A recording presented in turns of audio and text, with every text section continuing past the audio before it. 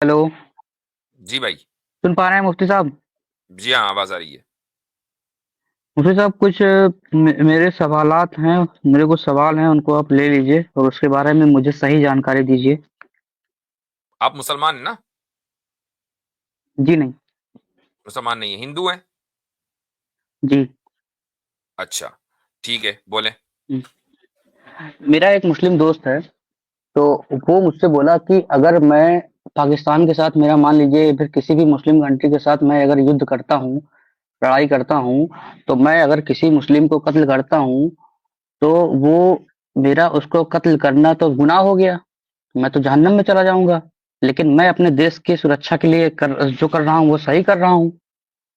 तो उसके पास वो हमको बोला था, तो क्योंकि मैं मुस्लिम इलाके में रहता हूँ, तो मैं किसी से पूछा तो मुझे सही आंसर नहीं मिला, तो इसलिए मैं नहीं, आपसे आपका ज्वाइन किया आपका हूँ कि आप सवाल मुझे से। आपका सवाल वाज़ेह नहीं है कि अगर आपने किसी पाकिस्तान के फौजी को निमटा दिया, तो फिर क्या होगा? जी। आप चले गए जहन्नम में, और हम्म। देश की सुरक्षा भी करनी है। हम्म। तो कैसे करें? ये सवाल हुआ है ना? क्योंकि ठीक है क्योंकि एक मुस्लिम होते हुए मुस्लिम को मारना तो सही नहीं है ना। भाई, काफिर को मानना भी सही नहीं है। ये आपसे किसने कह दिया कि मुस्लिम होते हुए काफिर को निमटा दो, मुसलमान को ना निमटाओ? कत्ल कत्ल है। हम्म। आपकी जो बुनियादी गलती है ना, वो यही है कि मुसलमानों के यहाँ ये अकीदा है कि काफिर को मार दो, मुसलमान को नहीं हाथ लगा हम्म। सकते। ये आपको किसने बताया? अच्छा, फिर उसके बाद जो है कि जो लोग मुस्लिम धर्म छोड़ देते हैं, क्या उनके ऊपर कत्ल वाजिब है कि उनको कत्ल कर दिया जाए जहां मिले? नहीं, ये भी हुकूमत के तहत है, ये लॉ के ऊपर है। कि अगर मान लीजिए किसी इस्लामिक कंट्री का लॉ ये है कि अगर कोई शख्स हम्म। धर्म छोड़ दे, इस्लाम छोड़ दे, तो उसको सजा दी हम्म। जाएगी, तो वो हुकूमत देगी। वो आप में कोई इस सड़क पे पे चलता हुआ आदमी नहीं दे सकता। कुरान और हदीस क्या कहता है? मैं वही तो कह रहा हूं, कुरान हदीस यही कहता है कि ये हुकूमत का काम है, ये आम आदमी का काम नहीं है। अच्छा, कुरान और हदीस का कोई काम नहीं है? नहीं, कुरान हदीस का ही काम है, आम आदमी का काम नहीं हाँ। है। अच्छा, आम आदमी का काम है। आम आदमी का काम नहीं है, कुरान हदीस का काम है कि वो सजा दे। कुरान कुरान हदीस खुद कैसे सजा देगा? कुरान हदीस का काम ये है कुरान कि कुरान हदीस खुद सजा नहीं देगा, लेकिन कुरान हदीस के जो मानने वाले हैं, जो उसके नहीं एक नहीं नहीं तरीके से नहीं ठेकेदार नहीं नहीं बैठे हैं, वो अपने सजा अल्फाज देंगे ना। अपने अल्फाज कुरान हदीस के तो गलत। पैर हाथ होंगे नहीं। सुन लो। कुरान हम्म। हदीस में ये सजा लिखी हुई है कि ये सजाएं जितनी भी हम्म। हैं, वो अदालत देगी, हुकूमत देगी, आम मुसलमान नहीं दे सकता। लेकिन लेकिन मान लीजिए हमारे यहाँ इस्लामिक कानून नहीं चलता है, तो नहीं देगा, तो फिर कोई नहीं दे सकता। नहीं देगा। तब भी अगर कोई मार देता है तो वो तो जुर्म है, गलत है। बिल्कुल गलत वो है। जुर्म है। ठीक। ठीक है। ठीक। अ, ठीक है। हाँ, ठीक है। बोलो। और एक मोहम्मद साहब, आप तो और एक अभी जगह पीछे है। कह रहे थे कि आपने कहा था एक मैसेज एक में कि वारिस एक सिद्दीकी नाम है आपका। अरे नहीं नहीं, वो जो वर्स झूठ फोर बोला था। सूरह 89 में लिखा झूठ है। बोला हाँ था हाँ, आपने? झूठ एक बोला मिनट, था। झूठ बोला था झूठ क्यों? बोला। हाँ, झूठ झूठ बोला था, ताकि तो आपसे ज्वाइन हो सकूं। नहीं, तो वैसे अगर आप ये कहते हैं कि मैं गैर मुस्लिम हूं, तो सबसे पहले लेते आपको हम। हम्म, चलिए ठीक तो है, सॉरी अब बोला अगर उसके लिए। अगर ये बात है, एक होल्ड ऑन। इसका मतलब तो हम्म। ये है कि भैया आप मोरल आदमी नहीं हो, आप तो झूठ बोल सकते हो कुछ भी काम करने के लिए। अगर आप इतनी हम्म। छोटी सी चीज के हमारी स्ट्रीम में आने के लिए झूठ बोल सकते हो, तो आपके ऊपर हम एतमाद कैसे हम्म। करें? हो सकता है कि ये सही जो कहें। सवाल आपने किया हो, ये भी झूठा सवाल हो, हम्म। आपका कोई मुसलमान दोस्त ना हो, ये भी तो हो तो सकता है ना। झूठा सवाल हो तो बिल्कुल। आपको आपको कह देना चाहिए कि हम झूठ जवाब नहीं देंगे फिर। नहीं, तो हमने तो जवाब दे दिया, इसके बावजूद दे तो दिया, जवाब आपके दे ऊपर दिया ना, तो एतमाद करते अब जो हुए। बोल रहा हूँ, आपने अब आपके जो बोल ऊपर, रहा हूँ वो लेकिन सही मान के। बीच में नहीं टोकिए मैंने अगर भाई। कह दिया कि मैं मोरालिटी झूठ के बोला था ऊपर, उसके बाद। होल्ड ऑन, बीच में न आपकी टोकिए। बीच में मोरालिटी नहीं। के ऊपर आमिर अब भाई ये चुप करें। सीरियस, आपकी मोरालिटी के ऊपर ये सीरियस क्वेश्चन खड़ा हो गया। खुद ही आप एतराफ कर रहे हो कि मैंने झूठ बोला है। तो भाई, झूठों से फिर हम किस तरीके से बात करें? जो आदमी खुद ही आकर बोल रहा हो कि मैं झूठा हूं। अरे मैं उस बात के लिए झूठ बोला था, मैं उसको एक्सेप्ट करता हूँ, उसमें कोई वो बात नहीं है। जो एक एक और चीज मेरा के लिए एक झूठ बोल एक सकता है, वो 10 चीज के लिए भी झूठ बोल सकता है। अब ये चीज जहन में अच्छा, रखकर ठीक हम है। आगे ठीक आगे बढ़ेंगे। अब अगला सवाल करो। चलिए, ठीक है। ठीक। ठीक। अच्छा अच्छा, चलिए ठीक है।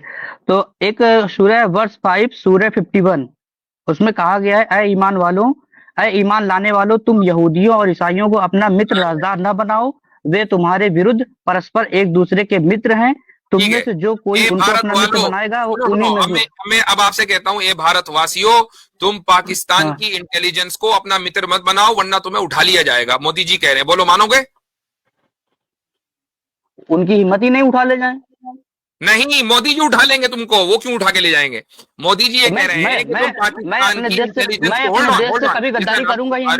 अरे सुनो भैया, तो यही तो बात हो रही है, यही तो कहा जा रहा है कि अपने आप से, अपने लोगों से गद्दारी मत करना। सामने वाले अगर दुश्मन के लोग हैं तो उनसे तुम जाकर अलायंस ना करना। अगर मोदी जी ये कहें कि भारतवासियों, तुम पाकिस्तान या जो भी भारत का दुश्मन कोई भी हो, चाइना हो, वहां की इंटेलिजेंस सर्विसेज से तुम्हारी दोस्ती वोस्ती नहीं होनी चाहिए कि तुम यहाँ की इंफॉर्मेशन उधर देने लगो, तो अब आप इसको सही मानोगे या गलत मानोगे? ना मुफ्ती साहब, इसमें जो बात लिखी है वो सुनिए, इसमें जो बात लिखी है ये बात सही है कि नहीं? होल्ड ऑन, सुनिए, अगर मोदी जी, सुनिए, एक दूसरे देश की बात नहीं है, मैं उसी ये सुन नहीं रहा है।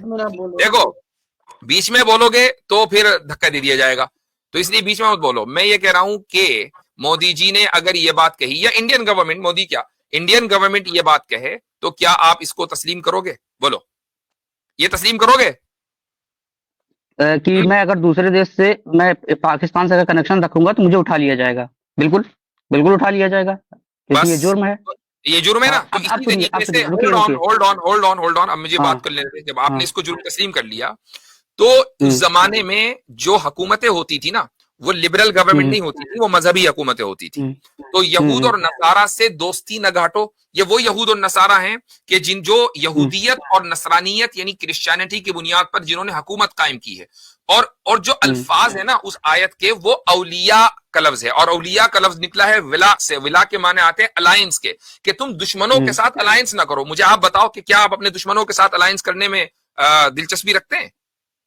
नहीं, तो इसका मतलब ये जो बात लिखी हुई है, ये अब लागू नहीं होती। दुश्मनों के साथ आज भी लागू होगी, लेकिन हर यहूदी और ईसाई और हर हिंदू दुश्मन हो, ये दुरुस्त, ये गलत है, ऐसा नहीं है। तो इसमें तो ऐसा नहीं लिखा है कि हर ईसाई, हर यहूदी। ओ भाई, इसीलिए तो मैं कह रहा हूं कि उस जमाने में लिबरल गवर्नमेंट्स नहीं होती थी, जो हुकूमतें होती थी वो मजहबी ये बात उस समय लागू होती थी, अब लागू नहीं होगी। आज भी लागू होगी, लेकिन दुश्मनों के लिए होगी। जो भी दुश्मन है, वो चाहे यहूदी हो, लिबरल हो, कुछ भी हो, वो दुश्मन के लिए अप्लाई होगी। लेकिन आप ये नहीं कह सकते कि हर हिंदू दुश्मन है और हर ईसाई दुश्मन है और हर यहूदी दुश्मन है, ऐसा नहीं है। उस जमाने में भी नहीं था। अच्छा। बहुत सारे ईसाई और यहूदी मदीने में रहते थे और उनके साथ मुसलमानों के बड़े गहरे ताल्लुकात थे। ठीक है, ठीक है। अब वेद, हाँ, अब वेद में भी थोड़ा सा देख लें भाई। हाँ, अब निकालो भाई वेद का भेद। हाँ जी, ये ऋग्वेद का जनाब मंडल है 1, सूक्त है 39 और मंत्र है 2। इसमें ईश्वर कहता है कि धार्मिक मनुष्य ही परमात्मा के कृपा पात्र होकर सदा विजय को प्राप्त होते हैं, दुष्ट नहीं।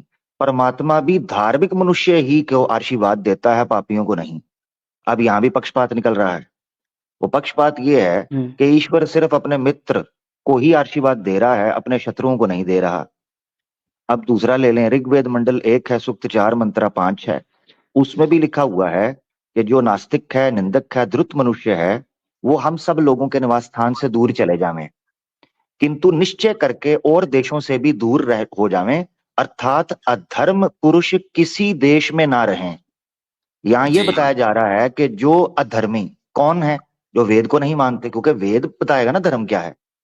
तो वेद से विरुद्ध जो लोग हैं वो सारे के सारे अधर्मी हैं, और अधर्मी हैं तो नास्तिक हैं, निंदक हैं, द्रुत लोग हैं, दोषी हैं। उनको अपनी जगह से दूर कर दो, उनसे कोई मित्रता ना रखो और उनसे दूर हो जाओ। और नीचे लिखा भावार्थ के अंदर सब मनुष्यों को उचित है, सब मनुष्यों को, इसका जवाब देना। आपके सब मनुष्यों को उचित है कि आप धार्मिक विद्वानों का संग कर और मूर्खों के संग को सर्वथा छोड़ देवें। ये ऋग्वेद में लिखा है। संग का मतलब है सही बात है, तो कहाँ गलत है? हाँ, क्यों? उसमें तो किसी भी धर्म का साफ साफ मेंशन तो नहीं है। क्या नहीं मेंशन? नास्तिक का मेंशन है, निंदक का मेंशन है। मतलब होता है कि जो धर्म जो किसी भी गॉड को ना माने। हाँ, तो बस ठीक है, यानी वेद को ना मानता हो। तो लेकिन इसमें तो मेंशन है ना, इसमें तो मेंशन है यहूदी और ईसाई। तो इसमें भी यहूदी ईसाई भी हम उसको ही कहते हैं जो अधर्मी है। किसको कहते हैं? जैसे आप यहाँ मानते हैं जो अधर्मी है, मतलब जो तो आपके धर्म से ना हो। तो आप ये भी यहाँ लिखा हुआ है कि जो आपके धर्म से ना हो। धर्म किसे कहते हैं? उसमें अभी आप ही ने कहा कि जो नास्तिक हो। ओ भाई, अच्छा, वेद एक मिनट मैं पूछता हूँ, चलो नास्तिक जो है, जो किसी धर्म को ना मानता हो, वेद को किसी को नहीं मानता, वो आपका दोस्त है या दुश्मन? हम उसको दोस्त भी कह सकते हैं, दुश्मन भी कह सकते हैं। अगर वो ह्यूमैनिटी को फॉलो करेगा तो हम उसको बिल्कुल दोस्त कहेंगे, क्यों उसको हम अच्छा, दुश्मन मानेंगे? और अगर वेद वो में तो किसी भी दुश्मन धर्म को लिखा है, नहीं फॉलो करता, रुकिए दुश्मन, मुझे, अगर वो किसी होल्ड ऑन, रुकिए वेद में तो अगर दुश्मन लिखा है, उसमें ऐसी कोई किसको? तफसील नहीं है।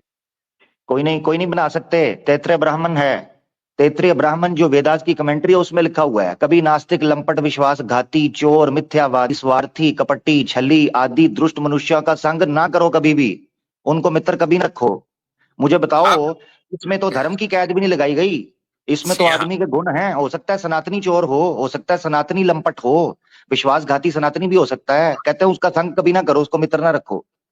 हाँ, और उसमें जो है नास्तिक को चोर और विश्वासघाती के बराबर कर दिया। बिल्कुल। और उसमें आपका भी नाम आ मूर्खों गया को ना, भी, आपने भी झूठ बोला, हजरत मूर्खों को विश्वासघाती भी, आपके। जो ईश्वर की कृपा से जो मूर्ख है, मूर्ख का क्या दोष होता है? मूर्ख इंसान अपनी इच्छा से होता है। अच्छा, झूठे का भी है जिक्र उसमें। जी, विश्वासघात है ना, मतलब विश्वासघात तो वही विश्वासघात होता है झूठा ना ना। झूठा। हाँ जी, बिल्कुल। हाँ, तो भाई ये तो आपका भी जिक्र आ गया उसमें, अब क्या करें?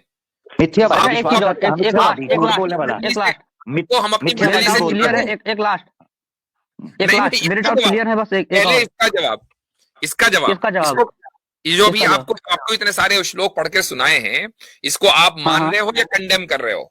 क्योंकि आप तो इसीलिए आए थे ना, या तो इसकी कोई ऐसी इंटरप्रिटेशन दो जैसे हमने दी अगर है।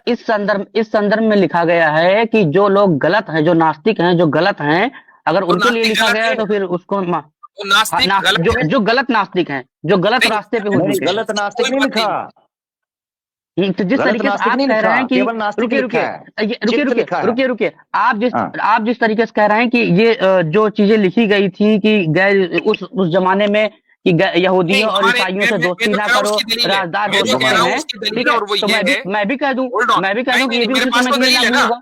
ओ भाई मेरे पास दलील है, और दलील एक नहीं दो है। पहली दलील तो खुद आप सल्लल्लाहु अलैहि वसल्लम के जमाने में यहूदी और ईसाइयों से आप लोगों के, मुसलमानों के ताल्लुकात, पहली दलील तो ये है। और दूसरी दलील ये है कि जिनको अरबी आती है वो समझते हैं अल यहूद वन नसारा, अलिफ लाम यहाँ पर जिन्स के लिए नहीं बल्कि अहद के लिए नहीं, मुतय्यन किस्म के यहूदी और मुतय्यन किस्म के नसारा जो है वो मुराद है।